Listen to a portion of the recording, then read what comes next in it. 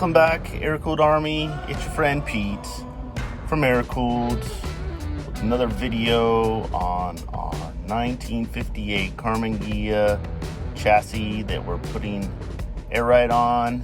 This is part 2. I want to take you along the journey as we talk about the parts.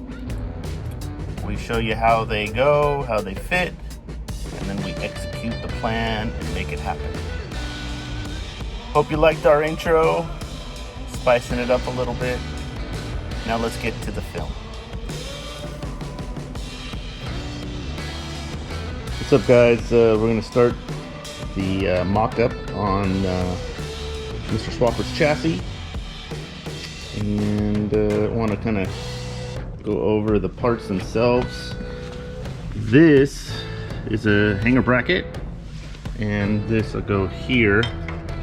And this actually will slide in this hole here, and we will weld it roughly there, and that'll be the lower mount with the bag mount hole in it, obviously this twist, and that's where the bag will sit. This one is our outer, our back rearmost. It sits kind of like that. And this over here. So this